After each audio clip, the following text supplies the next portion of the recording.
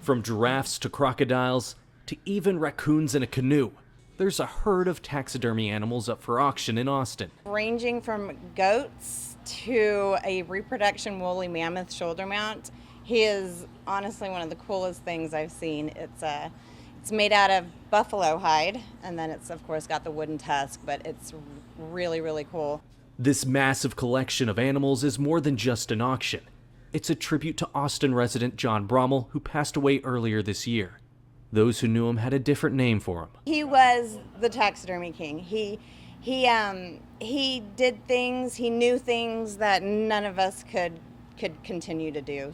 With John, it was, he was very personable. He, if anybody had a question he was always helping me. He was always on the phones answering questions or, taking pictures of lots that were missing. He was very, very hands-on and he was the best. He really was. There's more than 1,500 items for auction, and they range from half mounts like these to even full-size mounts like this wolf right here. And half of this collection comes from the taxidermy king himself, as this auction is to honor his legacy. We're doing a tribute to the king, taxidermy king himself. A lot of this also is being consigned from the corner shop, which is his store. Some of these items also come from across the country. A lot of these bears came from this museum. From Thursday through Saturday, these pieces will be auctioned off on Farley Drive in North Austin. With this being the biggest auction this group has done, if you're a fan of taxidermy, there's probably something that catches your eye in this jungle. We've got a monkey tree that's absolutely insane. It's got, I believe, 5 or 6 different types of monkeys in it, but super, super cool. We've got zebras, we've got coyotes, we've got wolves. Steven Sarabia, Fox 7 Austin News. Austin Travis County medics say their current starting wage, $19.56 an hour, just is not enough to get by, with one medic whom you're about to meet qualifying for government food assistance. This comes as EMS contract talks continued on Tuesday, with the city giving its latest offer of $22 even an hour, up a little over $2 from its original offer. But the union says their demand yesterday, $24.70, is as low as they can go for workers who risk and sacrifice so much. For me, honestly, it's being able to genuinely help. Meet Austin Travis County paramedic Patrick Swift. Following the footsteps of his father, who was a medic in New York City, he says the level of risk and trauma he and his brothers and sisters have been exposed to in the last 2 years has gone through the roof. We showed up. From COVID to the winter storms to an increase in crime and mental illness spilling out onto the streets. A fire truck has 4 men on the engine, and they have axes and crowbars and, if they had to defend themselves. And police officers have tasers and guns and pepper spray. And with us, it's 2 bulletproof vests and situational awareness. But Swift's 2 years of experience in Austin puts his hourly wage at just under $21, a full $9 less than what APD officers start at. We're paid less than a day manager at Buc-ee's. We make less money than the people who drive the Cap Metro buses. And that's not to take away from what any of those people do for a living. But none of them have had to hand a dead infant back to their mom and say, "I'm so sorry. I couldn't do any more." He says it's not just insulting, it's unlivable. He lives in Taylor with his wife, who works as a social worker, and his 4 kids, because they can't afford to live in Austin. I just can't imagine how that seems equitable to anyone. The worst moment for him? When I had my son in December, that we qualified for WIC, and we took it. It was like someone punched me in the stomach. I'm working, I go to work every day, I'm not injured, I'm putting in my time. How come I can't feed my kids? This is an actual crisis, and I really feel like the city manager is treating this like a game. Austin EMS Association head Selena Shia says Swift is far from alone, with 26% of her medics eligible for Section 8 housing. The city of Austin's wage offer to us is actually a pay cut given inflation and the cost of living in Austin. The city points out its latest offer of $22 an hour amounts to a more than 10% raise for medics starting out. But Shia says it doesn't cut it, given what she calls a dire staffing situation. We're 25% short. At 25% short, that's more than any other city department. That's 2 times how short the police officers are. And so our department will implode. Medics are leaving for other fields, she says, because they're sick of scraping by. In the last few years, we really have had to help out more medics than ever through our relief fund.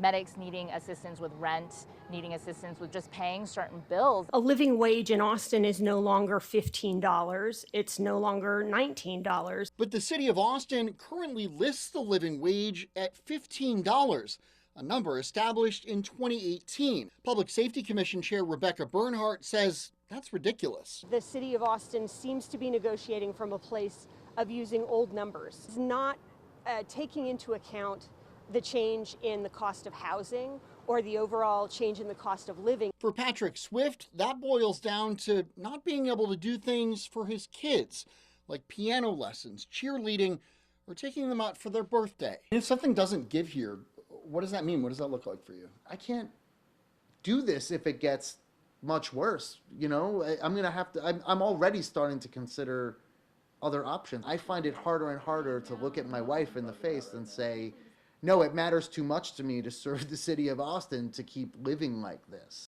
Now, the city released a statement last night following these negotiations. It reads in part, quote, by providing almost $20 million in additional pay over 4 years, we are responding to the very real financial pressures facing many of our workers while accounting for the fiscal responsibility we owe to our taxpayers.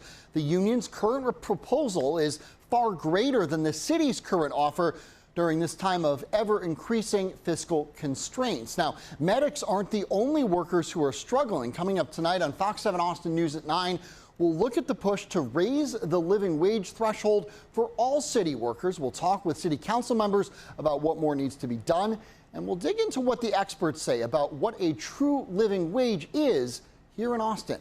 Reporting in the studio, I'm John Krinjak, Fox 7 Austin News. Like I say, I'm blessed. Bottom line. Larry Fleck is thankful he's alive to tell his story. There's a reason I'm here. I mean, I have a mission in life that I don't know what it is, but God will show me. 3 weeks ago, Fleck says he was feeding his pet goats in the barn outside before heading back into his home to hunker down. He knew the weather was going to be bad, but he had no idea what he was about to experience firsthand. And I watched the porch that was here just take off. A tornado hitting his mobile home in a matter of seconds with him still inside of it. And that whole building twisted and the front probably split open like this. His mobile home on its side. There was really no time to react. Next thing Fleck knew, he was being ejected from his home and thrown around by the harsh wind. It was like boom, boom, boom. I mean, it went from laying there, going low. The next thing I can process is I'm laying in the middle of the street. This area right here among the bricks and the cinder blocks is where Fleck's house used to be. But when the tornado winds came in, it flew him and his house across the street. Yeah, about here, I would guess. This is where I ended up, and I was face down. 20 yards away from where he first started, his home destroyed only feet away from him. Over here you can see this is the frame of the trailer itself. Fleck says he eventually made it out of the street and into a shed where 2 people found him and got him to a hospital in Taylor. He says his injuries include a few cracked ribs, bruises, cuts, and 11 staples in his head. He says it was painful, but he feels okay now. It was just a godsend my wife and my granddaughter wasn't here. Fleck lived in his home with his wife, but the day of the tornado, he took his wife and granddaughter to the airport to have a nice vacation in California at Disneyland. He stayed back to take care of the animals, but he says it truly was a blessing in disguise that they weren't there. I don't think they would have survived this scenario at all. I really don't. As for one of his goats and 3 of his cats, Fleck says none of them made it. And all they wanted was love, and to be treated like that and gone. It's just heartbreaking. I try not to think about it because that's immediate. For now, Fleck says he's ready to move on from this traumatic incident and start new memories with his family. He says he's sad to see it go, but he's ready to start fresh. New story. I mean, I'm here to do it. Plain and simple. Amanda Ruiz, Fox 7 Austin News. Basically, I'm a storyteller, and I'm talking about weather. But the work begins long before the story is told. Whatever's brewing is on his radar before Chief Meteorologist Scott Fisher even gets to his desk. So I know if there's cold front coming in, I need to monitor the winds upstream to see where the cold air is and see where the front is. If we've got a dry line pushing in, I've got to check the temperatures, check humidities. When he gets into work, he starts checking the models. One of my favorite sites is this one for no other reason in that all the different times on top are hours projected. So you have 6, 12, 18, 24. So you can put your mouse over any of them and you can sort of animate at your leisure. There comes a point where it's time to start forecasting or figuring out. How am I going to tell the story? But we don't have all day. I've got to put my satellites together. I've got my radars here. I've got video and photos available here. You always have your current conditions. So you're now bumping up against 4 o'clock. It's time now to get your final forecast together. Check the models again. This is where I continually tweak. I call it tweaking the forecast. I'll put this one in at 4 o'clock. At 4:20, 4:30, I might say, I think it's going to be a little cooler behind this front. I might look at something. I might lower my 83 to an 82. When severe weather breaks, it's a whole different ballgame. Having a template in place ahead of time, my Fisher Tornado Show, helps speed up the process. I am ready at a moment's notice to get on the air, to get the information to you, and then start analyzing the storm as it's going. I will show you what we've got on radar at the moment. When it's hitting the fan, we've got to be on and we're talking and we're doing nonstop stuff. Hood is a tornado warning. So we're on the fly, moving this around, tracking storms as we go. Just like the weather, how they do their job is always changing. It used to be you'd have a satellite image every 3 hours. Then it was down to 2 hours. Then it was hour. We get 5-minute imagery now. I mean, we can see a storm start to pop, and 5 minutes later, we have a direction on the storm, something we wouldn't have dreamed about 5-10 years ago. Some methods are now literally in the palm of their hand, but storytelling takes more than an iPhone app. The interpretation, the analysis is where our expertise comes into play. J.R. Martinez is a happy homeowner and was proud to show us his home. If J.R. seems familiar, you may have seen him on TV. He's an actor and has done some reality TV. But it wasn't his celebrity that helped make his home a reality. The accomplishment of being able to have a home that literally is a home, and the VA home loan and that program ultimately gave us the keys to it. The Army veteran who was hit by an IED in Iraq was eligible for the home loan program, and he wants to spread the word to fellow vets. My advice to a lot of people, to a lot of veterans and family members listening right now, is to not be discouraged when you hear VA home loan.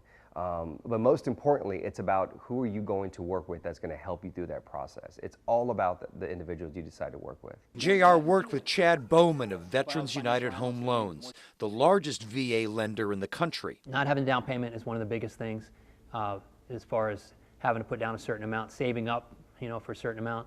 And then credit is a big concern for a lot of people buying a house. I've seen on TV where they'll say, you need perfect credit and 20% down to buy a house.